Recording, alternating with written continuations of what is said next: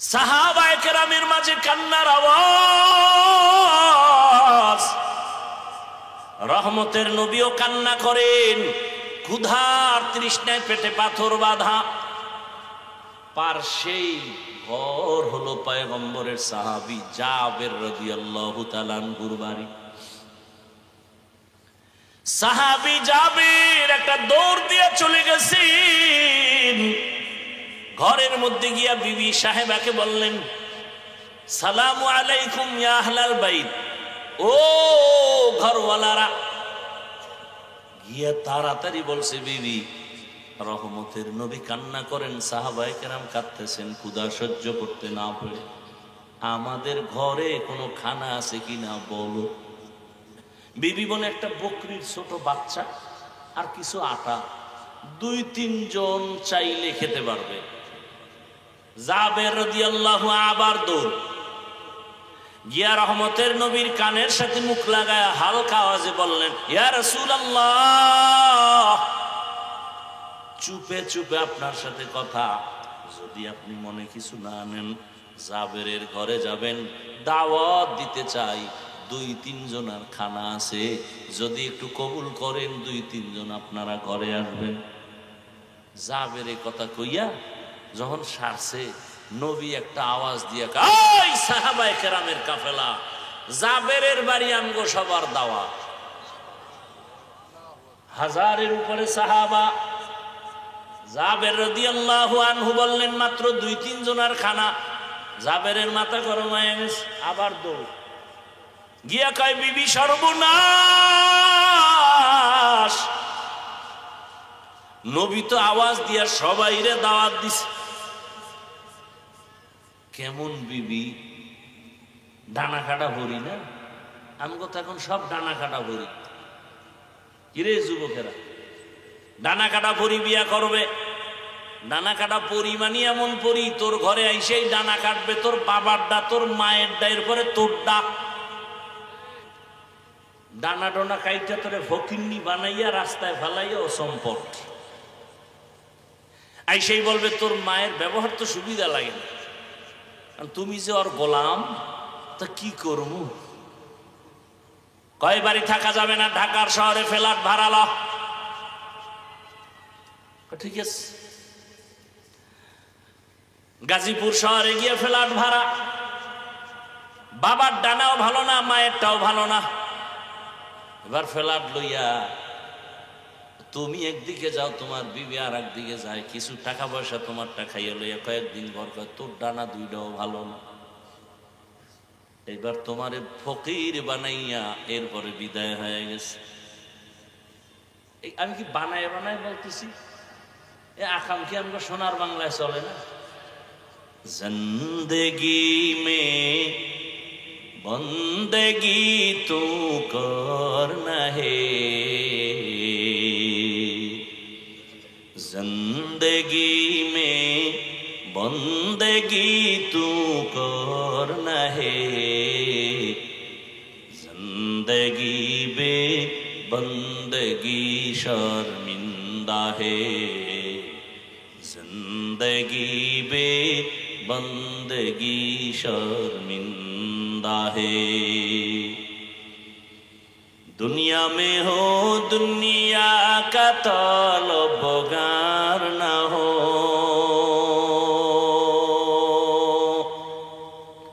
बाजार से गुजरो हो खरीदार न हो,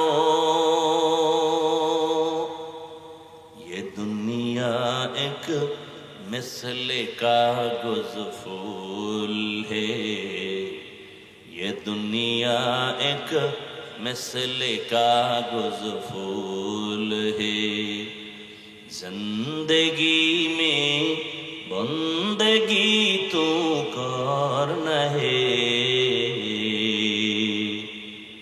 जिंदगी बे बंदगी शर्मिंदा है, जिंदगी बे बंदगी शर्मिंदा है, जिंदगी में बंदगी कुन बंदगी বন্দেগি বে জিন্দেগি শর্মিন্দগি। জাবের গিয়া বলেন, ও বিবি, রহমতের নবী সবাইকে দাওয়াত দিছে, উপায় কি? বিবি ও এমন আবেদা সালেহা, এমন আল্লাহর পেয়ারা বান্দি, স্বামীর পেরেশানিটা এক শব্দ দিয়া স্বামীকে পেরেশান মুক্ত করেছে। ডাক দিয়া কয়, স্বামী আমার, সবাইরে দাওয়াত তুমি দিছো কেন? রহমতের নবী। রহমতের নবী যেহেতু মোবারক জবান দিয়া বলেছেন, বরকত ছাড়া কিছুই হবে না, টেনশন করিও না। এরম বিবি ভাবা, সান খাবা, ডানা খাটা হরিয়ানো। জাবের আবার এবার মনের পেরেশানি কমছে, আইসে রসুলের কাছে। নবী কয়ে, যাবে টেনশন করো, যাও তোমার বিবিকে বলো বকরির বাচ্চা পাকাইয়া পাত্রে রাখবে, ঢাকনা দিয়া, রুটি বানায় ঢাকনা দিয়া রাখো, আমি রসুল এসে আমি ঢাকনা উঠাবো। নবীর সংবাদ আবার চলে গেলেন বাসায়, সংবাদ পৌঁছে দিয়েছেন, রান্না করে ঢাকনা দিয়া রাখছেন। রহমতের নবী সাহাবাদেরকে নিয়ে হাজির হয়ে গেলেন। রহমতের নবী বলেন, ওই তরকারি আর রুটির পাত্র নিয়ে আসো ঢাকনা সহ। রসুলের সামনে হাজির। নবী রুটি উঠায়, গোশত দেয়, লাইনে লাইনে সাহাবায়ে কেরাম নিতেছেন, পেট ভরে মজা করে খাইতেছেন। সব সাহাবায়ে কেরাম পেট ভরে গোশত আর রুটি খাইলেন। এরপরে রসুল বলে, জাবের, তোমার সন্তান বিবিদের নিয়ে যাও, যা আছে ভিতরে গিয়া খাওয়াইয়া দাও। জাবের বলে, আল্লাহর কসম, যেমন ভাবে নিছিলাম ওই পরিমাণ রুটি গোশত এখনো আছে। ইমামুল আউয়ালিন আল আখিরিন বহরে সাদকা রাহমাতাল লিল আলামিন। দিল থাকতে হয়, মাথা গরম, মেহমান দেখলেই মাথা গরম, ঘরে আসে আর পরও খাওয়াইতে চায় না। রসুলের আদর্শের সাহাবা এরা নাই, তারপর মেহমান পাইলে অনেক খুশি, কারণ মেহমান আসা মানি বরকত, রিজিকের দরজা খুলে যায়। নিজে না খাইয়া অন্যের জন্য পাগল পারা হয়ে আছেন তারা, এরপরেও তারা আল্লাহর মহব্বত থেকে এক চুল পরিমাণ পিছনে ফিরে যান না। ও আল্লাহর বান্দারা, ও পর্দার আড়ালের মা বোনেরা, ও যুবক, আল্লাহ কোরআনে বলেন, খবরদার, ওয়া আম্মাস সাইলা ফালা তানহার, তোমার কাছে যদি কেউ চায়, সাইলকে ধমক দিও না, সাবধান। সাইলের কয়, এই সাইল, চাইস না, ভিক্ষা করিস না, ভালো না। আবার টাকা হলে কয়, ভিক্ষু খাইয়া যদি হাত বিছাই, ফিরাইয়া দিস না, ফিরাইয়া দেওয়া ভালো না। ধমক দিও না, দিও, গরিব খাইয়া খুশি হবে, আর সে আজিমর আহ শব্দ চলে যাবে। ভাইরা আমার, হায়াতুল হায়ওয়ানের ভেতরে একটা ঘটনা আছে, বলার আমার সময় নাই। অহংকারী টাকা পয়সা দান করে না, বাড়ির দরজায় ভিক্ষুক আইসা কয়, আল্লাহ কারীম, আমারে ভিক্ষা দাও। স্ত্রী কয়, ভিক্ষা দেওয়া দরকার, আমার আব্বারে ভিক্ষুকের ফিরাইয়া দিতে দেখি নাই। স্বামী কয়, খবরদার, এখন আসলো কেন, ওর কান ফাটায় দিব, এখন কিছুই দেওয়া যাবে না। আমি পারুম না। স্বামী গিয়ে দিছে গালি, বেয়াদব, যখন তখন দরজা আসছো, লজ্জা নাই, শরম নাই, বেহায়া বেলাজা। ভিক্ষুক কষ্ট পাইয়া যাইতে আছে, আর আসমানে তাকায়, মালিক সব তোমার হাতে চাইরে দেয়। আরে ভিক্ষা দিবে না বললেই তো, গালি দেব কেন? সাথে সাথে গজব শুরু। স্বামী আর স্ত্রীর মাঝে এক ঝগড়া, ঝগড়ার এক পর্যায়ে গিয়া স্বামী বলে, তোরে 3 তালাক। স্ত্রী আল্লাহর পেয়ারা বান্দি, ভালো বাবার মেয়ে সন্তান, তালাক পাইয়া চলে গেল বাবার বাড়ি। বাবার বাড়ি যাওয়ার 1 বছর পর আল্লাহর কাছে কান্না করেছেন, হে মালিক, তোমার এক পেয়ারা বান্দা আমাকে স্বামী বানায় দাও। 1 বছর পরে অন্যত্র বিবাহ হয়েছে, ওই সংসার চলতেছে, স্বামীও নামাজি, স্ত্রীও নামাজি। এক মনের মানুষ হইলে কতই না মজা। হঠাৎ আল্লাহর পরীক্ষা, তার বাড়িতে দুপুর বেলা ভিক্ষুক হাজির। স্বামী বেচারা যাইয়া কয়, তাড়াতাড়ি কিছু আছে কিনা দেও, ভিক্ষুকের ফিরাইয়া দেওয়া ভালো না। যখন খানা দিছে, স্ত্রী তাকাইয়া পর্দার আড়াল থেকে নজর করিয়া ভেতরে গিয়া কান্না শুরু করেছে। স্বামী ডাক দিয়া কয়, বিবি কেন কাঁদো? বলে আল্লাহর কুদরত দেখে কাঁদি। বলে কি কুদরত? বলে যে ভিক্ষুক আমার ঘরে খানা দিছো, হালকা চেহারাটা চোখে পড়েছে, মনে হলো এই লোকটা কোনো একদিন আমার আগের স্বামীর বাড়ি ভিক্ষুকের জন্য ভিক্ষা চাইতে গেছিল। আমার আগের স্বামীর চেহারার মতো দেখা যায়। আজকে তুমি তারে খানা দিছো ভিক্ষুকের চেয়ারে বসায়া। ওর বাড়ি থাকতে এক ভিক্ষুক গেছিল, খানা দেয় না এই লোকটা। কেমন যেন আমার একটা সন্দেহ লাগে। স্বামী কয়, শুনো, সত্যি তুমি ধরতে পেরেছো তোমার আগের স্বামীর চেহারা? তোমার বাড়ি ভিক্ষুক গেছিল নি? বলে হ্যাঁ। আচরণটা কেমন হয়েছিল? বলে আমার স্বামী আমারও তালাক দিছে, তোমার ওই ভিক্ষুকেরও গালি দিছে। এবার ডাক দিয়ে কয়, ওই দিনে তোমার স্বামী যারে ধমক দিছে, ওই দিনের ভিক্ষুক ছিলাম, আজকের স্বামী আমি, তোমার এই স্বামী সেই দিনের ভিক্ষুক। আমি ওই দিনের ভিক্ষুক, আজ তোমার স্বামী। আল্লাহ পাকের নিয়ামতের শুকর আদায় না করলে আল্লাহ কোরআনে ওয়াদা করেছেন, ওয়ালা ইন কাফারতুম ইন্না আযাবি লাশাদীদ। নিয়ামত ছিনাইয়া নিছেন। চাইছিলাম ভিক্ষা কিছু চাল ডাল, এখন ওই বেঈমানি করার কারণে আল্লাহ পাক এমন হাদিয়া দিছে, চাল ওয়ালা সহ দিয়ে দিছে আল্লাহ আমারে।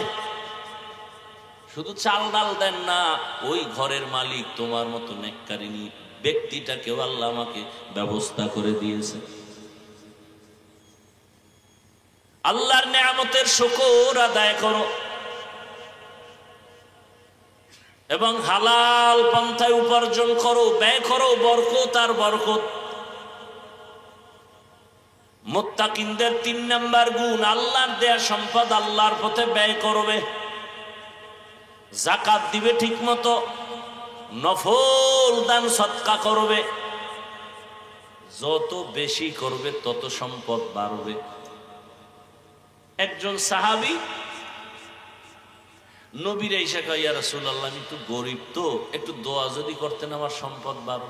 নবী কয়, না না না না, দোয়া করা যাবে না, যাও, করলে ঝামেলায় পড়বা। গেছি গে। নবী কইছে, কয়েকদিন পর আবার আইছে, ইয়া রাসূলুল্লাহ আবার একটু দোয়া কর। নবী, না না না, দোয়া করলে তুমি বিপদে পড়বা।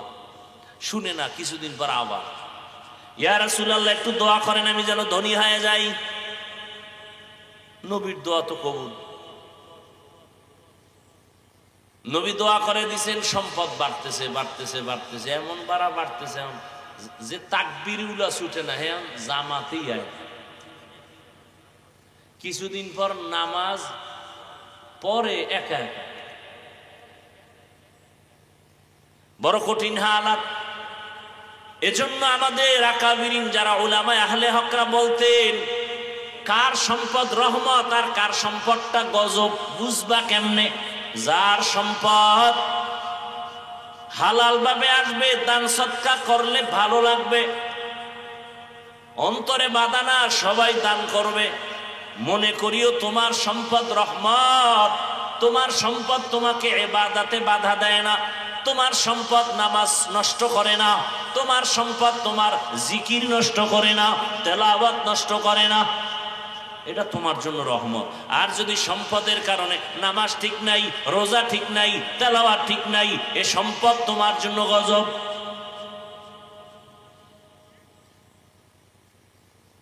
এই জন্যই তো আল্লাহ বলছেন ওয়াইলুল লিকুল্লি হুমাযাতিল লুমাযা আল্লাযী জামাআ মালান ওয়া আদ্দাদা। আরে যারা গীবত শিকায়ত করে, মানুষের নামে বদনাম বলে, বানায় বানায়, এদের জন্য ওয়াইল নামক জাহান্নাম। আর একদল কারা কয় মাল কামায়, খালি মাল। আল্লাযী জামাআ মালান ওয়া আদ্দাদা, মাল বানায়, বাড়ায় আর গণনা করে, কমলো কত বাড়লো কত। আর কি কয় ইয়াহসাবু আন্না মালাহু আখলাদা, এই মাল কখনো ধ্বংস হবে না, আমারে বাঁচাবে মালে। আল্লাহ কয় কাল্লা, কখনো না, বরং এই সম্পদ লায়ুমবাযান্না ফিল হুতামা, হুতামা নামক জাহান্নামে নিবে তোকে এই সম্পদ। নবী জানেননি মা আদরাকা মাল হুতামা, হুতামা নামক জাহান্নাম কেমন? আল্লাহ নিজেই জবাব দিয়া বলেন নারুল্লাহ, আমি আল্লাহর আগুন। অর্থাৎ আমি আল্লাহ যত বড়, আমার আগুনের তাপমাত্রাও তত বড়, সহ্য করা যাবে না রে বাবা।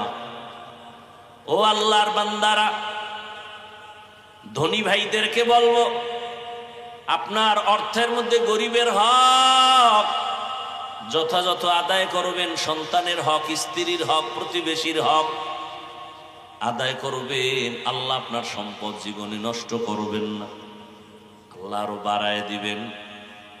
হঠাৎ একজন ব্যক্তি কোটি টাকার মালিক, ঢাকার শহরে তার বড় ফ্যাক্টরি, বড় অফিস, কথার কথা, হঠাৎ করে খবর আসছে আপনার একটা মালবাহী জাহাজ সমুদ্রে ডুবে গেছে। ওই লোকটা ঢাকা বইয়া শুই না বলে আল্লাহর কসম আমার মালবাহী জাহাজ ডুবে নাই। অবশ্যই ডুবছে, অবশ্যই ডুবে নাই, কসম আল্লাহ। কথা এবার চোখে দেখো, যাও খবর টবর নিয়ে দেখে অন্য জাহাজ ডুবছে, এইটা ডুবে নাই। এখনকার ভাই তুমি না দেখে কসম খাইলে কেমন? রসুলের তাবিজ লাগেননি আছে আমার ভিতরে। রসুলের তাবিজ কি? যারা যাকাত দিবে ঠিক মতো তাদের মাল আল্লাহ ফেরেশতা দিয়া হেফাজত করবেন। আমি পাই পাই করে হিসাব করে যাকাত দেই, আল্লাহ আমারটা নষ্ট করবেন না। সাহাবী ফজরের নামাজ পড়ে একটু রেস্ট নিয়া বাজারে গেছেন, হঠাৎ করে খবর আসছে তোমার বাড়ির মধ্যে আগুন লাগছে, আরো বাড়ি পুড়তেছে। সাহাবী কসম খাইয়া কয় আল্লাহর কসম আমার ঘরে আগুন লাগে নাই। পুরো গ্রাম শেষ, তোমার ঘরে লাগে না, কথা কসম লাগে নাই। খোঁজ নিয়ে দেখে ডানের বাড়ি নাই, আগুনে শেষ, বামেরটাও নাই, আগুনে শেষ। সাহাবীর বাড়ি এখনো পিওর ভাবে অক্ষত। দৌড়াইছে, ভাই তুমি কসম খাইলে কেমনি? রসুলের তাবিজ লাগানো আমার। ফজরের পরে মাগরিবের পরে রসুল বলছেন এই দোয়াটা পড়লে আল্লাহ ফেরেশতা দিয়া তার বাড়িঘর হেফাজত করবে।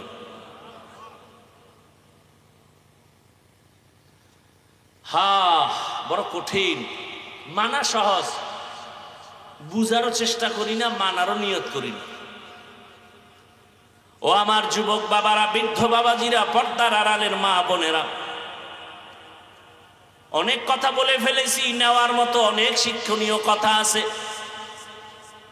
গরিবের সাথে খারাপ আচরণের দ্বারা কি হয়? ওই নেয়ামত পাইছিল একটা নেককারিনী বিবি, পাইয়া স্বামীর আচরণ খারাপ, আল্লাহ তার নেয়ামত ছিনায় নিলেন। সায়েলকে ধমক দেওয়া যাবে না। এরে আম্মা জান, ও যুবক বাবারা, আল্লাহর দেওয়া সম্পদ আল্লাহর পথে দাও। যা পারো, 1 টাকা পারো, 8 আনা পারো, মাদ্রাসায় দাও, মসজিদে দাও। আমি হাফিজুর রহমান মাওলানা হইয়া যত সওয়াব আল্লাহ দিবেন, আমারে যারা লেখাপড়ার জীবনে কিতাব দিছেন, জামা দিছেন, টাকা পয়সা মহব্বতে হাদিয়া দিছেন, তারা আলেম না হইলেও আল্লাহর পক্ষ থেকে আমার সমপরিমাণ বরকত পেয়ে যাবে। অতএব আমি আপনাদের কিন্তু একবারও এতক্ষণ বয়ানে বলি না আপনারা সবাই আমার মতো হুজুর হইয়া যান।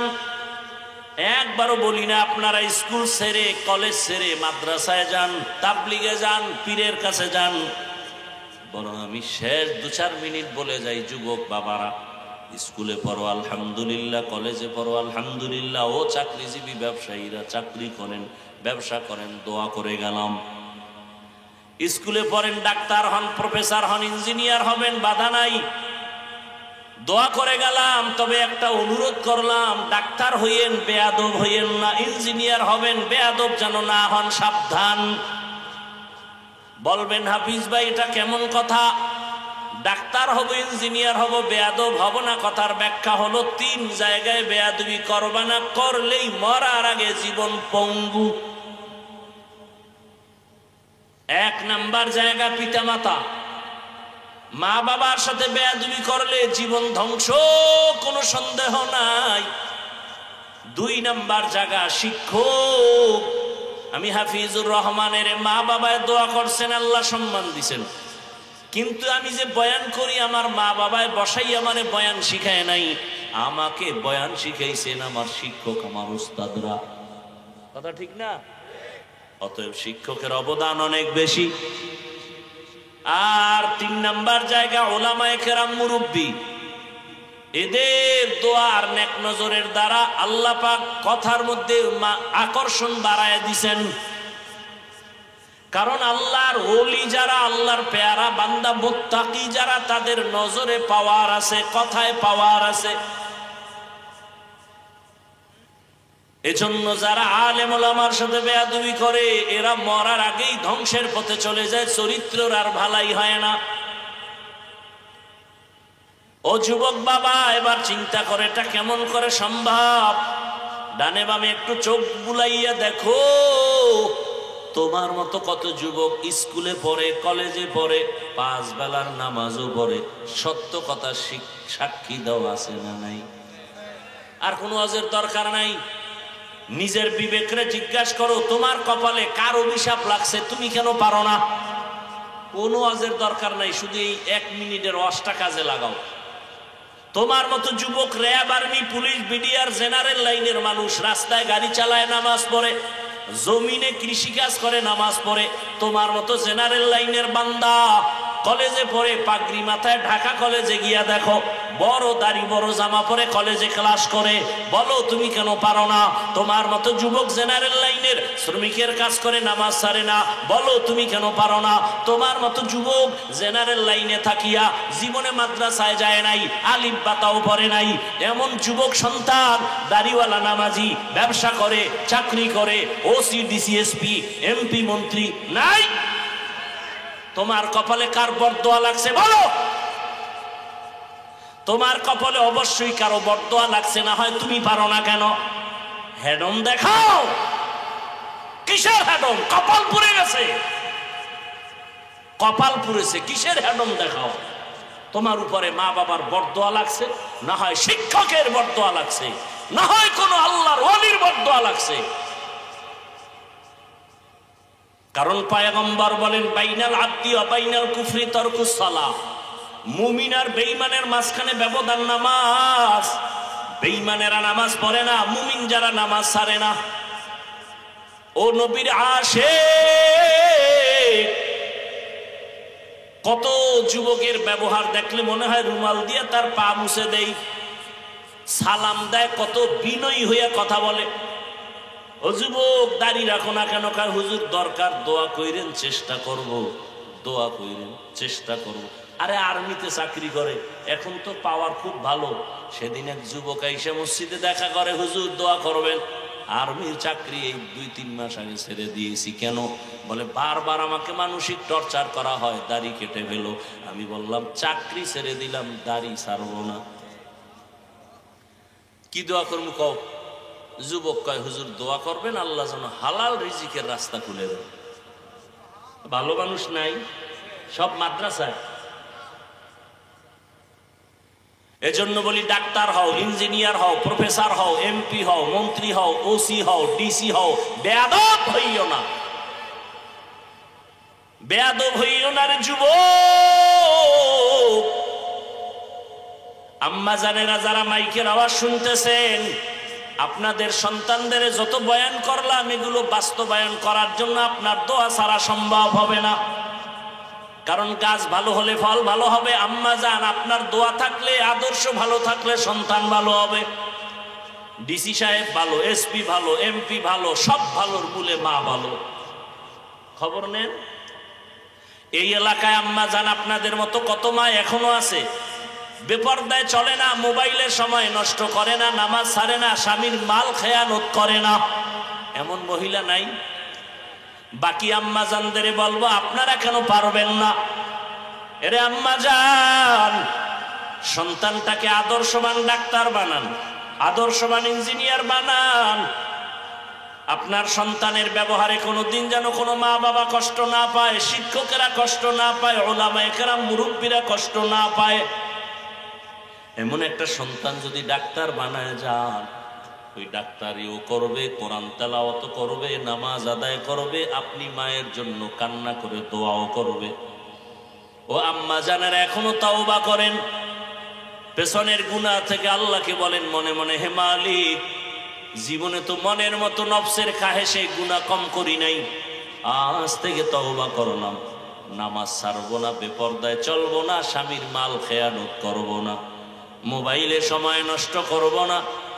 ভালো মা, ভালো সন্তানের মা হবেন, ওই সন্তানের কারণে আপনি দোয়া পাবেন দুনিয়াতেও আখিরাতের লাইনেও। ও আমার যুবক বাবা, এখনো স্মরণ করে তওবা করেন, জীবনে কত গুনাহ করলেন মনের চাহিদা পূরণ করে। মনে চাইছে নামাজ পড়বেন না, পড়েন নাই। মনে চাইছে পার্কে যাবেন, দৌড়ায় গেছেন। মনে চাইছে সারা রাত মোবাইল চালাবেন, চালাইছেন। এখনো কি তওবা করবেন না? জানি না কার কপাল ভালো কার খারাপ। রহমতের নবীর মতো ব্যক্তিকে 13 বছর দেখেও কালেমা পড়ে না, কত বড় বেঈমান আবু জাহাল। আর 27 বছরের যুবক ওমরের মতো বান্দা রসুলকে জবাই করতে গিয়া কালেমাওয়ালা হয়ে গেল, এর নাম কপাল। জানি না এখানে ওমরের মতো মেজাজওয়ালা কপালওয়ালা কে আছে জানি না। অনুরোধ করি তওবা করেন মনে মনে, আর আল্লাহকে বলেন, হে আল্লাহ, জীবনে বহু নামাজ ছাড়লাম, বেপরদায় চললাম, ইচ্ছা মতো গুনাহ করেছি, আজকে থেকে তওবা করে নিলাম, আর নামাজ ছাড়বো না, দাড়ি কাটবো না, বেপরদায় চলবো না, মা বাবার সাথে বেয়াদবি করবো না, শিক্ষকের বরদোয়া নিব না, উলামায়ে কেরামের দোয়া নিয়া নবীজির তরিকা আদর্শ মেনে চলবো। যদি খাঁটি অন্তরে তওবা করতে পারেন, আল্লাহ দরজা খুলে দিবেন, আল্লাহ পাক আপনার সম্মান বাড়াবেন। আপনি শুধু এলাকার ডাক্তার থাকবেন না, যদি আদওয়ালা হতে পারেন, আপনি এমন ডাক্তার হবেন গোটা দেশের মানুষ মাথায় নিয়ে সম্মান করবে, মরিয়া গেল সবাই দোয়া করবে। আর যদি বেয়াদবি করে ডাক্তার হন, তাহলে তাসলিমার মতো জুতা খাইয়া বিদেশ এ দেশ ছাড়তে হবে। এমবিবিএস ডাক্তার তাসলিমা নাসরিন কিন্তু জুতার বাড়ি এমন খাওয়া খাইলো জোর লাশও বাংলার জমিনে কেউ আনতে দিবে না। এমবিবিএস ডাক্তার, কপাল কত খারাপ। এই জন্য সাবধান, আদওয়ালা জিন্দেগির বড় দাম। এজন্য রহমতের নবী বলেন, মান তাওয়াজা লিল্লাহ রাফাআহুল্লাহ। যে নিজেরে ছোট বলে আল্লাহর জন্য, আল্লাহ তার মর্যাদা বাড়ায় দেন। হুজুর বলে নাই, যে কেউ নম্র ভদ্র মানুষ সবাই মোহাব্বত করে। অতএব এখনো সময় আছে, তওবা করেন মনে মনে, আল্লাহর কাছে খাঁটি অন্তরে তওবা যদি করেন, আল্লাহ সব গুনাহগুলো মাফ করে দিবেন। আল্লাহ আমাদের সবাই মেহেরবানি করে তওবাওয়ালা জিন্দেগি দান করেন। তওবার উপরে মৃত্যু পর্যন্ত যেন মজবুত হয়ে চলতে পারি, হে মালিক সে তৌফিক আমাদের দান করেন, আমিন। আলহামদুলিল্লাহি রাব্বিল আলামিন, ওয়াসসালাতু ওয়াসসালামু আলা সাইয়্যিদিল আমবিয়া ওয়াল মুরসালিন ওয়া আলা আলিহি ওয়া আসহাবিহি আজমাইন। ইয়া আরহামার রাহিমিন, ইয়া আরহামার রাহিমিন, ইয়া আরহামার রাহিমিন। রব্বিরহামহুমা কামা রব্বায়ানি সগীরা। আল্লাহুম্মা ইন্নাকা আফুউন কারীম তুহিব্বুল আফওয়া ফা'ফু আন্না। اللهم إنا نسألك رضاك والجنة ونعوذ بك من سخطك والنار اللهم ارحمني بترك المعاصي اللهم ارحمني بترك المعاصي اللهم ارحمني بترك المعاصي يا حي يا حليم يا عزيز يا كريم بحق إياك نعبد وإياك نستعين اللهم إنا نسألك علما نافعا ورزقا واسعا وشفاء من كل داء اللهم إنا نعوذ بك من البرص والجنون والجذام وسيء الأسقام اللهم إني أعوذ بك من كل عمل وقول يخزيني أي الله মেহেরবানি করে আমাদেরকে মাফ করে দেন আয় আল্লাহ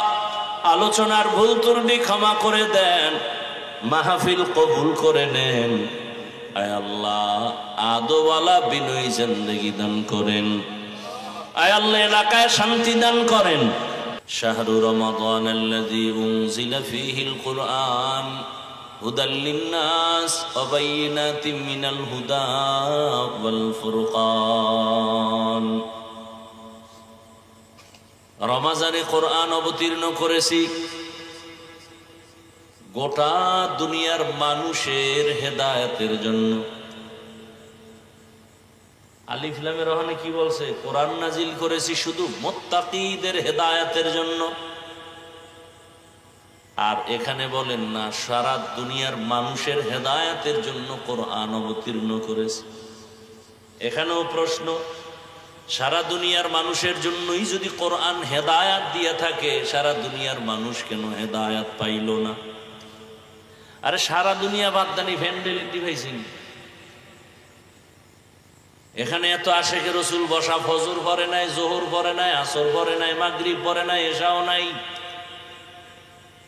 কি বুঝলেন এরা সব হেদায়েত প্রাপ্ত যারা সুদের টাকায় ব্যবসা করে পৃথিবীতে আল্লাহর যত বড় দুশমন আছে সুদের সাথে জড়িতদের মতো বড় দুশমন আর জমিনে আল্লাহর বড় দুশমন আর নাই আল্লাহ নিজে কইছেন এদের সাথে আমি নিজে যুদ্ধ করব কত বড় কঠিন কথা বুখারী শরীফের এক হাদিসে কুদসিতে আল্লাহ রসুলকে বলেন আর এক দলের সাথে আমি আল্লাহ যুদ্ধ করব ওরাও আমার বড় দুশমন যারা ওলিয়া উলিয়া মানে না দুশমনি করে মান আদালি ওয়ালিয়ান ফাকাদ আযানতুহু বিল হারব যারা আমার ওলিদের সাথে বেয়াদবি করবে দুশমনি করবে আদাওয়াতি করবে রসুল আপনি বলে দেন আমি আল্লাহ নিজে যুদ্ধ করব এই দুই দল বড় দুশমন আল্লাহর অন্য দুশমন আছে তবে এই দুই দল বড় কারণ আল্লাহ নিজে যুদ্ধ করার ওয়াদা করেছেন ইয়া আইয়ুহাল্লাযীনা আমানুত্তাকুল্লাহ ওয়া যারু মা বাকিয়া মিনার রিবা ইন কুনতুম মুমিনিন ফাইন লাম তাফআলু ফাযানু বিহারবিন মিনাল্লাহি ওয়া রাসূলিহি মুমিন যদি হয়ে থাকো সুদের থেকে নিজেরে বাঁচাও আল্লাহর ভয় তেরামি করে যদি ওই পথে যাও রেডি থাক আমি আল্লাহ তোর সাথে যুদ্ধ করার জন্য রেডি সূরা বাকারা 272 নম্বরের আয়াত আগে পিছনে সবগুলোর ব্যাখ্যা মোবাইলে ডাউনলোড করে পড়েন হুজুরদের উপরে অন্ধের মতো বিশ্বাসের দরকার নাই মোবাইল খুলে বাংলা কোরআন ডাউনলোড করেন সূরা বাকারার 275 নম্বর আয়াতের টোটাল পৃষ্ঠার বাংলা তরজমার ব্যাখ্যা দেখেন সম্মানিত সুদখোরদেরকে আল্লাহ কি বলছেন সম্মানিত বলতে হবে না হ্যাঁ কারণ যত বড় ভিআইপি তত বড় মদখোর যত বড় ভিআইপি তত বড় সুদখোর নাইলে এদেশে ভিআইপি হওয়া যায় না আল্লাহ হেদায়াত দান করুন হায় হায় হায় আর এক আয়াতে আল্লাহ বলেন ওয়ানুনাজ্জিলু মিনাল কুরআনি মা হুয়া শিফাء ওয়া রাহমাতুল লিল মুমিনিন।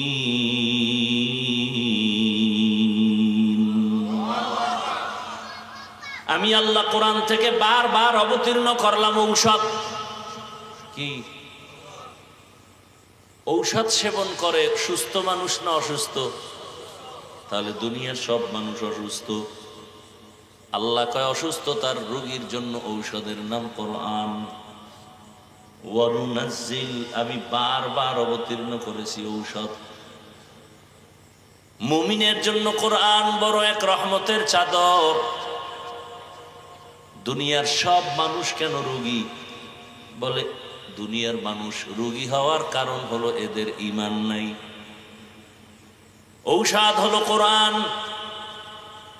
যাকে ঈমান আছে আর কি রোগী? হ্যাঁ, কেন? ঈমান আছে আমল নাই। এরকম ঈমানদারের দুনিয়ায় নাই। তাহলে বোঝা গেল তার আমল না থাকার রোগী। ঔষধ কোরআন।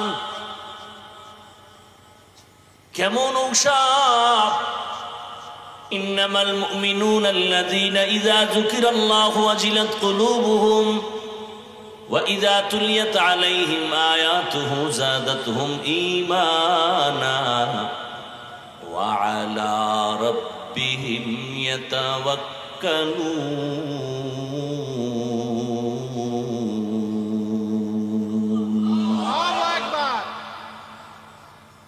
খাঁটি মুমিনের পরিচয় দুইটা। তেলাওয়াত শুনলে তার ঈমান বাড়বে, তাজা হবে।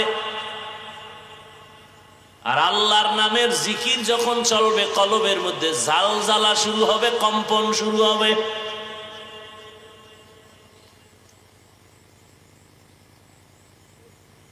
তাহলে কোরআন ঔষধ ঈমানদারের জন্য। কেন? বলি ঈমান আছে আমল নাই। আমল লাগবে নি? বলেন বলেন। লাগবে। লাগবে মানে আমলের জন্যই তো আল্লাহ পাঠাইছেন। দলিল আল্লাযী খালাকাল মাউতা ওয়াল হায়াতা লিয়াবলুয়াকুম আইয়ুকুম আহসানু আমালা ওয়া হুয়াল আজিজুল গফুর।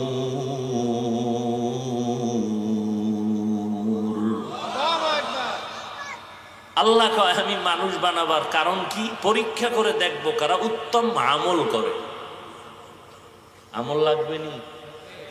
ফামান কানা ইয়ারজু লিকা রাব্বিহি ফালইআমাল আমালান সালিহান ওয়া লা ইউশরিক বিইবাদাতি রাব্বিহি আহাদা।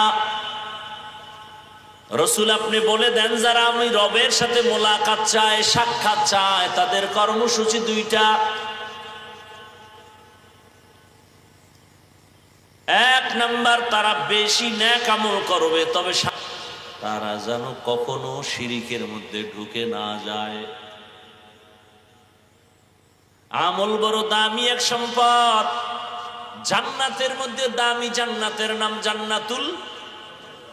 আল্লাহ কয় জান্নাতুল ফেরদাউস আমি 2 গুণওয়ালা যারা তাদের দিন। ইন্নাল্লাযীনা আমানু ওয়া আমিলুস সালিহাতি কানাত লাহুম জান্নাতুল ফিরদাউসি নুজুলা। কই ঈমানও আছে আমলও আছে, এরপর কি রোগী? আমি বলি তারাও রোগী কেন? ঈমান আছে আমল আছে, আমলের মধ্যে ইখলাস নাই। কি নাই? ওয়ামা উমিরু ইল্লা লিয়াবুদুল্লাহা মুখলিসিনা লাহুদ্দীন।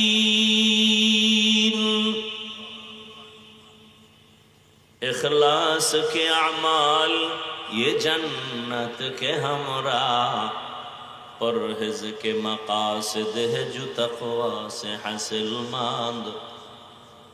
परहेज के मकासद है जो तक़वा से हासिल मंद।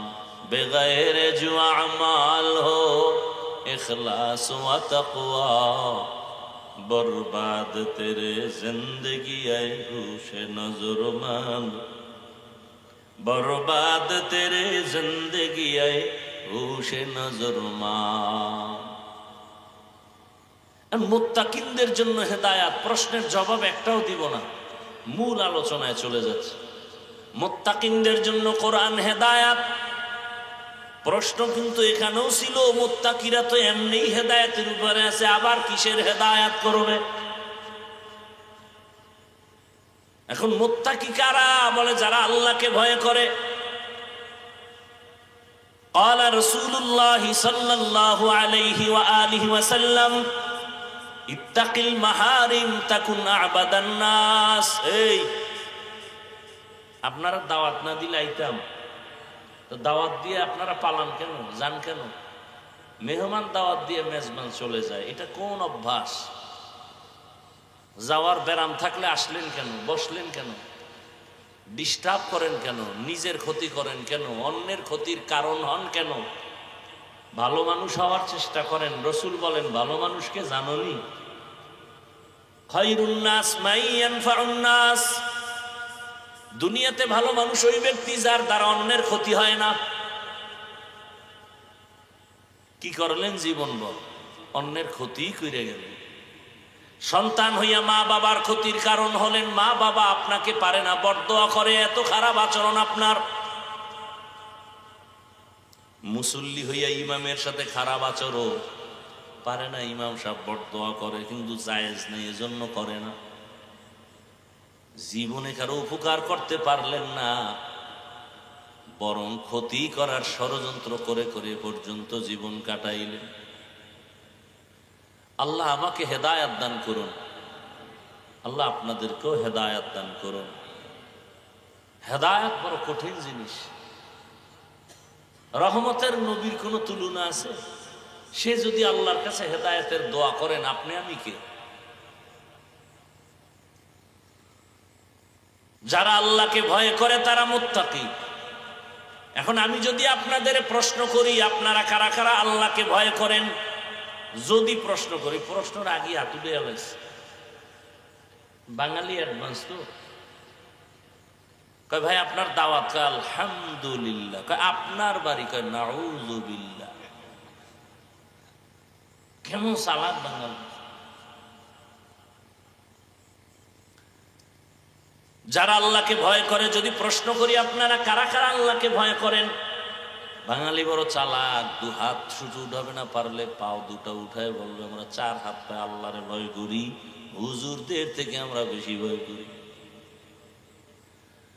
অথচ আল্লাহর বান্দা ঠিক মতো নামাজ পড়ে না, পর্দা করে না, হালাল খায় না, রিজিকের মাঝে হারাম ঢুকানো, জবানটা মিথ্যা কথার দ্বারা নাপাক, মোবাইলটা হাতে নিয়ে বেগানার চেহারা দেখে চোখ দুইটা নাপাক, অন্তর নাপাক, হাত নাপাক, কান নাপাক, ঠোঁট নাপাক। অথচ বলে আমি আল্লাহকে ভয় করি, আসলে ভয় কি জিনিস বুঝেই না। সন্তান মা বাবাকে ভয় করে, তার প্রমাণ কি? বলে মা বাবার সামনে সন্তান অন্যায় করে না। কেন? বলে মাইরের ভয়। ছাত্র শিক্ষকের সামনে অন্যায় করে না, কেন? বলে মাইরের ভয়। ঠিক যারা আসলেই আমার আল্লাহকে ভয় করবেন, ওই বান্দা বান্দি কখনো আমার আল্লাহকে অসন্তুষ্ট করে কোনো গুনার কাছে যাবে না। যদি যায় বোঝা গেল ভয়ের পার্সেন্ট নাই বললেই চলে। এবার আল্লাহ কয়, রসুল আপনি বলে দেন, ওর মধ্যে কিলাকিলির দরকার নেই, আমি লাইন করে দিতেছি। আসলে কে ভয় করে কে করে না আমি বলে দিচ্ছি।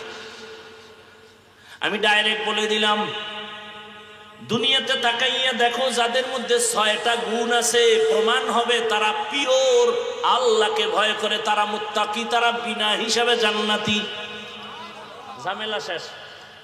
তোমরা তাকায় তাকায় দেখবে 6টা গুণ যাদের মধ্যে পাইবা, তারা পিওর মুত্তাকি, তারা পিওর আল্লাহকে ভয় করে, তারা পিওর বিনা হিসাবে জান্নাতে যাবে। এইবার 6 গুণ কি?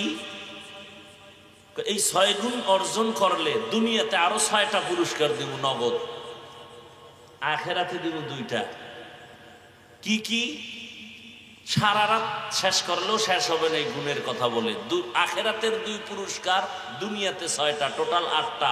আখেরাতের প্রথম পুরস্কার বিনা হিসাবে জান্নাত, আখেরাতে দ্বিতীয় পুরস্কার পর্দা ছাড়া ডাইরেক্ট আল্লাহর সাথে হবে মোলাকাত। আর দুনিয়াতে কয়টা? ছয়টা। এই 6 পুরস্কার পাবে কারা? যারা বিড়ি টান,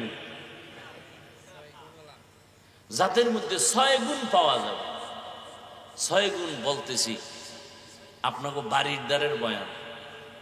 আল্লাযীনা ইউমিনুনা বিল গায়ব ওয়া ইউকিমুনাস সালাহ ওয়া মিম্মা রাযাকনাহুম ইউনফিকুন ওয়াল্লাযীনা ইউমিনুনা বিমা উনজিলা ইলাইকা ওয়া মা উনজিলা মিন ক্বাবলিক ওয়া বিল আখিরাতি হুম ইউকিনুন।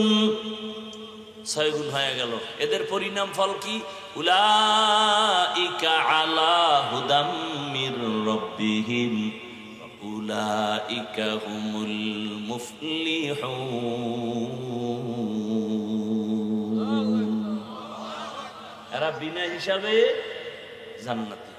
এবার বাংলায় বলি, 6 গুণওয়ালা পিওর জান্নাতি, পিওর মুত্তাকি, পিওর আল্লাহকে ভয় করে। প্রথম গুণের নাম আল্লাহ গাইবের মালিক, এটা অন্তরে বিশ্বাস করবে পরিপূর্ণ, আর কেউ গাইবের মালিক না। নাম্বার 2, তারা নামাজ কায়েম করবে। নামাজ পড়বে না কায়েম করবে, বুঝাবার টাইম নেই। নাম্বার 3, আল্লাহর দেয়া সম্পদ আল্লাহর পথে ব্যয় করবে। 4 নাম্বার গুণ বিমা উনজিলা ইলাইকা, ও রাসূল আপনার কাছে আমি যা অবতীর্ণ করেছি তা মনে প্রাণে মেনে নিবে বাস্তবায়নের জন্য। ওয়ামা উনজিলা মিন ক্বাবলিক, 5 নাম্বার আপনার পিছনে যারা গেছে নবীদের উপরে যা দিছি কিতাবাদি, এগুলোর উপরও তারা বিশ্বাস রাখবে মজবুত। 6 নাম্বার, কিয়ামত হবে, আমার আদালত কায়েম হবে, সেই দিনটার কথাও অন্তরে চূড়ান্তভাবে বিশ্বাস করবে। এই 6 গুণওয়ালারা পিওর মুত্তাকি, পিওর বিনা হিসাবে জান্নাতি।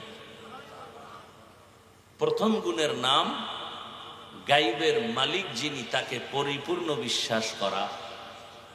দ্বিতীয় গুণ নামাজ আদায় করা, কায়েম করা। তৃতীয় গুণ আল্লাহর দেয়া সম্পদ আল্লাহর পথে ব্যয় করা। এই বিষয়ে 2-4টা কথা বলে দোয়া করে ফেলব। আল্লাহর দেওয়া সম্পদ কি? ওই যে আপনি বাড়ি উঠেছেন, এটা আল্লাহ দিছে না? এটা না, আমার আব্বাই দিয়ে দিছে। আল্লাহ দিল, আল্লাহ হয়তো আব্বারে দিছে, আর এটা আমার আল্লাহ দেয় না, আব্বা দিছে। আমি সহজে বলি, হারাম মাল সব বান্দার নিজের কামাই, হারাম ছাড়া সব আমার আল্লাহর পক্ষ থেকে দয়া। এই আল্লাহর দেয়া সম্পদ সব আল্লাহর পথে দাও।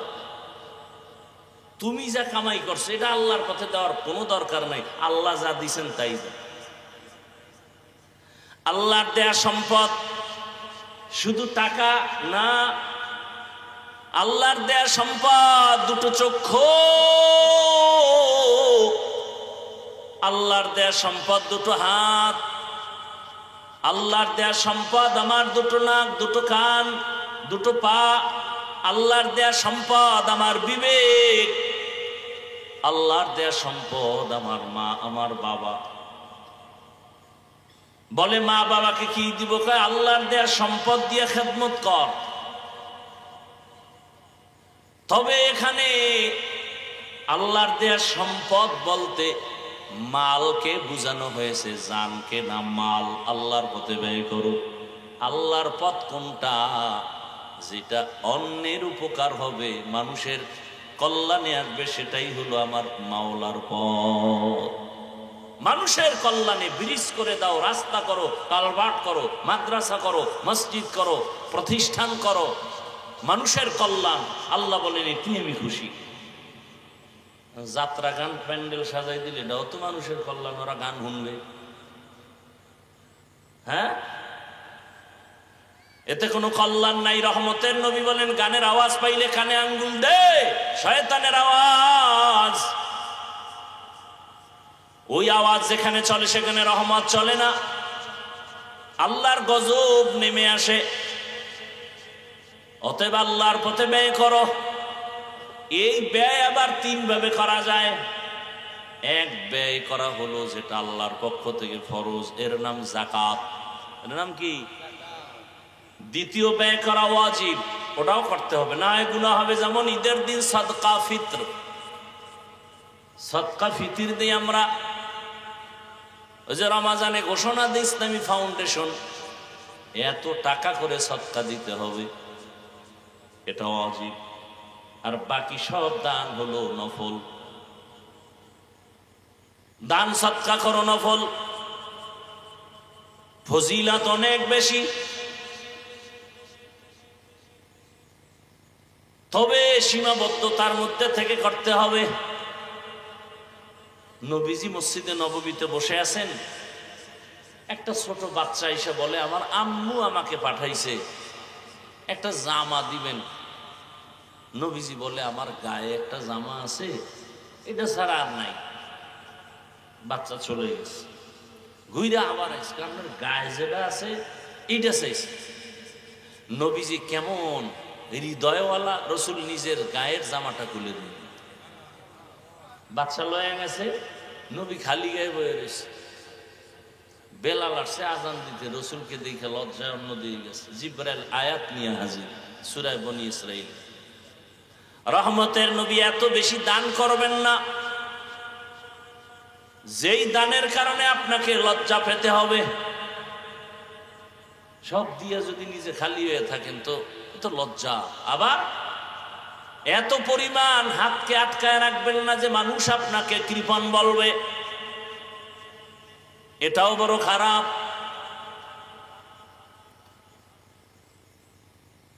দান বড় দামি এক আল্লাহর নেয়ামত। আল্লাহর দেয়া সম্পদ আল্লাহর পথে ব্যয় করো। নফল তো এটা দিলে সব, না দিলে গুনাহ হবে এমনটা না, কিন্তু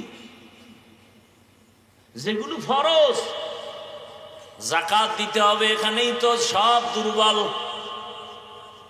আমার দেশে যদি যথাযথভাবে পাই পাই করে হিসাব করে ধনীরা যাকাত দিত, সোনার বাংলায় কোনো ভিক্ষুকের ভিক্ষা করে খাওয়ার প্রয়োজন হতো না। আর এ কথাও মনে রাখবেন, পারলে লিখে রাখবেন, 500 টাকা দিয়ে একটা সাইনবোর্ড বানায় লিখে রাখবেন, আল্লাহর জাত ও সিফাতের কসম, আল্লাহর বিধান মতে যতক্ষণ পর্যন্ত জমিনে যাকাতের অর্থনীতি পরিপূর্ণ চালু না হবে, কামা হাক্কুহু, ততদিন পর্যন্ত আল্লাহর কসম দারিদ্র বিমোচন হবে না, হবে না, হবে না। ঠিক মতো যাকাত দেয় না। আচ্ছা, 100 টাকায় 2.5 টাকার মালিক গরিব। 100 টাকার মধ্যে হিসাবটা কেমন? 100 টাকায় 2.5 টাকার মালিক কে? বাকি থাকলো কত? কারবার। এই টাকার মালিক ধনী, তাহলে ওই 2.5 টাকার মালিক ধনী না। ধনী কয় তাহলে আমি এটা বহন করবো কেন? গরিবেরটা গরিবে নিয়ে যাক। আরে গরিবের 2.5 টাকা যে পাহারা দিছো, এই জন্য হাদিয়া তোর 97 টাকা 8 আনা। ওই টাকা তোমার খাওয়া পরিপূর্ণ হারাম।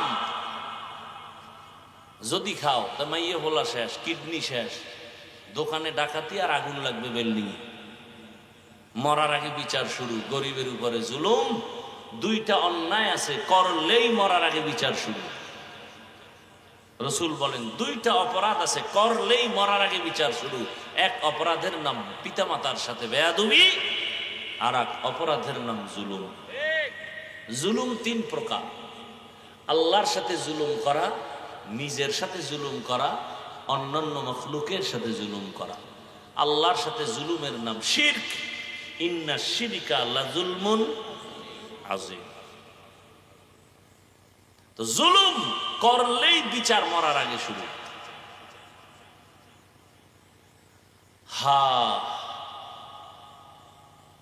গরিবের হক 2.5 টাকা,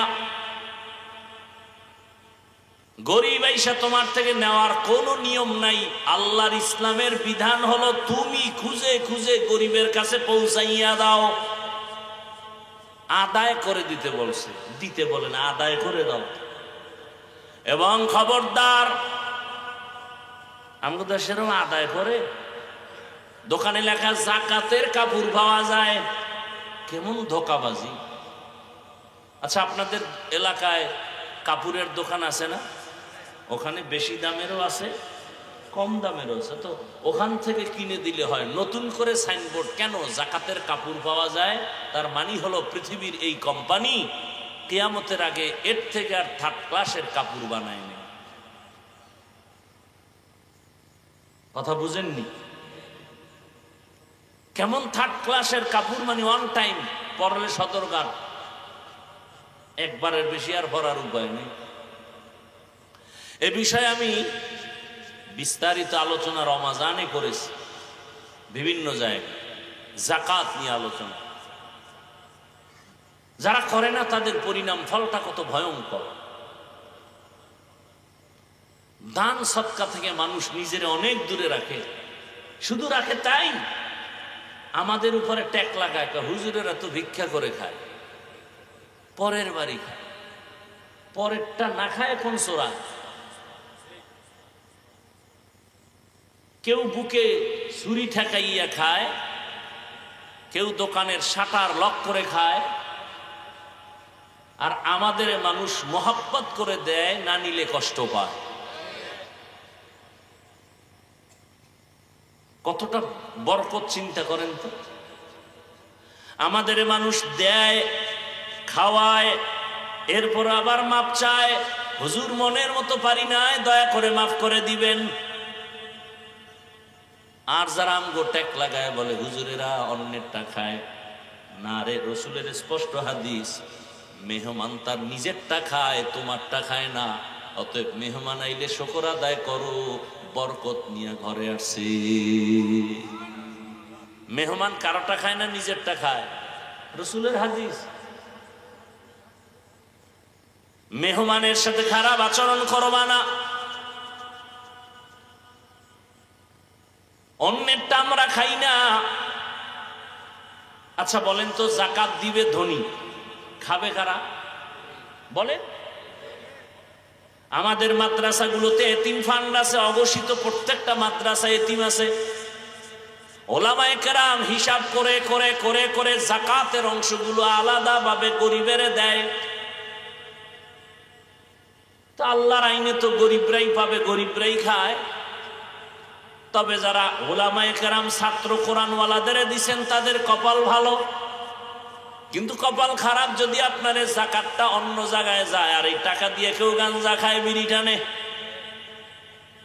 আর কোরআনওয়ালারে দিলে ও একটা জামা বানাইবে, মশারি কিনতে পারেন, একটা মশারি কিনবে। আরে মিয়া, এত ছোট মনে করেন আর নিজেরে ভিআইপি মনে করেন না। আর রসুল কি বলতেছে? ও দয়ার মালিক, গরিবী হালাতে আমারে বাঁচাইয়া রাখো, গরিবী হালাতে মরণ দাও, কিয়ামতের ময়দানে গরিবদের সাথে হাসর করাও। রহমতের নবী বলেন, এ গরিবেরা, বড় লোকের দিকে তাকাইয়া কষ্ট পাইও না, খুশির খবর শুনো। কিয়ামতের ময়দানে ধনী লোকের 500 বছর আগে গরিব তুমি জান্নাতে যাবে। গরিব তুমি কষ্ট পাও কেন? তুমি কষ্ট পাও বলেই তো বড় লোকের বেশি বড় লোকই বানাই নেয়। না হয় রসুল বলেন, মুমিনের ঈমান চলে যাওয়ার যদি কঠিন ভয় না হতো, বড় লোকের আল্লাহ এত টাকা দিত যে দোতলার সিঁড়ি বানাইতো স্বর্ণ দিয়া, পিওর স্বর্ণ। পৃথিবীর ইতিহাসে আজও পর্যন্ত কেউ সিঁড়ি স্বর্ণ দিয়া পুরাটা বানায় না। আল্লাহ রসুল বলেন, এই টাকা পয়সা এই দুনিয়াদারির মশার দানা পরিমাণও দাম আল্লাহর কাছে নাই। রসুল দোয়া করলেই তো কবুল হয়ে যায়। পেটে পাথর বাঁধছেন কেন না খাইয়ে?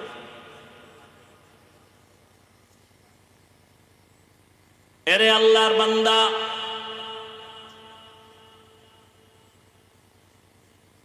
এরকম ঘটনায় জমিনে আছে, নিজে খাইতে পারে না, তারপর অন্যের দিকে হাত বাড়ায় দিছে, খাও। আল্লাহ তাআলা কুদরতের দ্বারা বরকতের দিকে বাড়ায় দিছেন। আর আমাদের হালাত, কেউ খাবে কেউ খাবে না, তা হবে না তা হবে না গান গায়ে, কিন্তু নিজে খাইয়া লইয়া ঘুমায়, অন্যের খবরও নেয় না। এমনকি মালিক পর্যন্ত নিজের ঘরের কর্মচারী খাইলো না না খাইলো খবর নাই। নিজে 8 টাকা দামের খেজুর দিয়ে ইফতারি করে আর কর্মচারীকে ফেলে দেওয়ার মতো খানাগুলো দেয়। আজকে সৌদি আরবে যাও, গিয়ে দেখো রহমতের নবীর সে আদর্শ এখনো আছে। মালিক যেইখানে খায়, গোলাম কর্মচারী একই দস্তরখানে খাচ্ছে। সম্পদের পাহাড় গড়ে কি লাভ? ওই যে বেশি দিন হয় না, বছর 2 বছরও বোধহয় হয় নাই, ঢাকা বাড্ডা থানায় টাকাওয়ালা মারা গেছে, 2টা শিক্ষিত কুলাঙ্গার রেখে গেছে। কুলাঙ্গার, ওই 2 কুলাঙ্গার শিক্ষিত বাবা টাকা নিয়ে ঝগড়ায় লিপ্ত হয়ে গেল। 24টা ঘন্টা চলে গেল, লাশ নিয়ে দাফনেরও চিন্তা নাই। ঝগড়া 2 ভাই, বাড্ডা থানায়, ভুলে গেছে, এ খবর নাই। সারা রাত মোবাইলে আকাম দেখলে এই খবর লয় কখন। ঘরে ঘরে জেনা চলে সারা রাত, চোখের জেনা, হাতের জেনা, কানের জেনা, জবানের জেনা, অন্তরের জেনা, ফ্যাক্টরি, সিনেমা হল, মোবাইল। অঘোষিত এক মরণস্ত্রের নাম মোবাইল। একটা মরণস্ত্র। কেমন মরণস্ত্র? কাঠ খায়, ধ্বংস করে দেয়। কাঠ, একটা পোকা আছে, ওই পোকাটা কাঠ খায় ভিতর থেকে, উপরে সদরঘাট, ভিতরে কিচ্ছু নেই। ঠিক মোবাইল মানুষের জীবনকে চুষে চুষে খাচ্ছে, টের পাওয়া যাচ্ছে না। কিডনি দুর্বল, খবর নাই।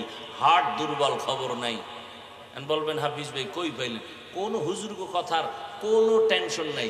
গুগলে ঢুকো, সার্চ দাও, টাচ মোবাইল চালাইলে অঙ্গ প্রত্যঙ্গের কি কি ক্ষতি হয়, ওখানে চিকিৎসা বিজ্ঞানীরা ডিটেলস, থিওরি সহ সব কিছু দিয়ে রাখছে। দেখো, মানুষের জীবনের সুস্থতা, শুরুতেই বলছিলাম, বড় এক নেয়ামত। এই সুস্থতাকে ধ্বংস করেছে মোবাইল। মানুষের জীবনের সুস্থ থাকার এক অমূল্য নেয়ামতের নাম রাতের ঘুম। দুনিয়ার সমস্ত চিকিৎসা বিজ্ঞানী একমত, রাতের ঘুম শরীরের মহা ঔষধ। ধ্বংস করেছে গজবের মোবাইল।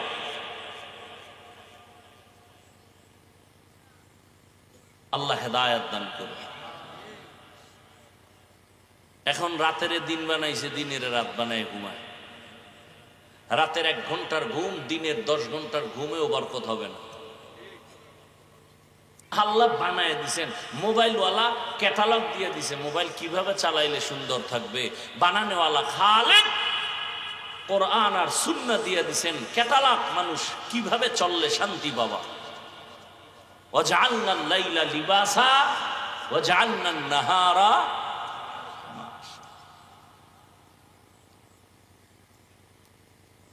সুস্থতার জিন্দেগি জবাই করে ফেলেছে।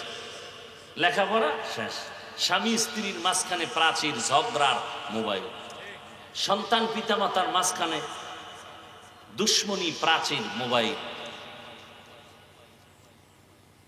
তাজা তাজা প্রাণগুলো অকালে ঝরে গেল, পেছনে সূত্র মোবাইল।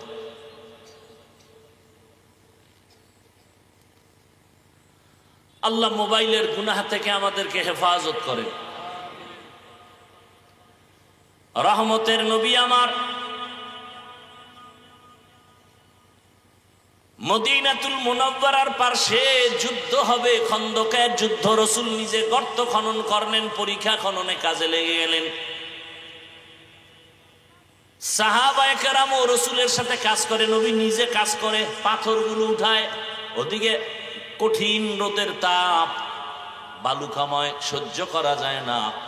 নবী নিজে কাজে নেমে গেলেন। কয়েকজন সাহাবা নবীর সামনে আসছে, আসলে তারা মূলত সাহাবা না, অন্তরে নেফাকি ভরা। রহমতের নবীর সামনে এসে বলেন, ইয়া রাসূলুল্লাহ, একটু যদি অনুমতি দেন, রুখসত দেন, বাড়ি যাব, বা পাহারা দেওয়ার কেউ নেই, আমার বউ একা। আর একজনে কয় আমার বাড়ি অসুস্থ, যেতে হবে। এভাবে অজুহাত পেশ করে। নবীর দিল রহম দিলওয়ালা, দয়ার নবী, মায়ার নবী, ছুটি দিবেন ভাব। এমন সময় জিব্রাইলের আগমন। আল্লাহর আয়াত নিয়ে আসছেন, লাকাদ কানা লাকুম ফি রাসূলিল্লাহি উসওয়াতুন হাসানাহ। হে রাসূল, এদের অন্তর বড় নেফাকি ভরা, এরা মিথ্যা অজুহাত পেশ করতেছে। আল্লাহ জানায় দিলেন, রহমতের নবী নিজে কাজ করেন। কেমন মায়ার নবী আমার। কিছু সময় পরে সাহাবাদের কাফেলা রসুলের সামনে এসে চোখের পানি ছেড়ে কান্না করে, ইয়া রাসূলুল্লাহ, ক্ষুধার যন্ত্রণা সহ্য করতে পারি না। জামাটা উঠাইয়া পেটটা দেখাইতেছে, পেটের মধ্যে পাথর বেঁধে রাখছে ক্ষুধা নিবারণের জন্য। নবীরে দেখায় আর কাঁদে। নবীকে মনে করছে আমি খাইয়ে লেগে কাম করতেছি আর তোমরা কষ্ট করো। কেমন সরল আর দয়ার নবী আমার। রহমতের নবীও জামাটা উঠাইয়া পেট দেখাচ্ছেন। তাকায় দেখে সাহাবায়ে, ও নবী বলে তোমরা না খাইয়া ক্ষুধার কারণে পাথর বেঁধেছো একটা, আমি মুহাম্মদ বেঁধেছি দুইটা।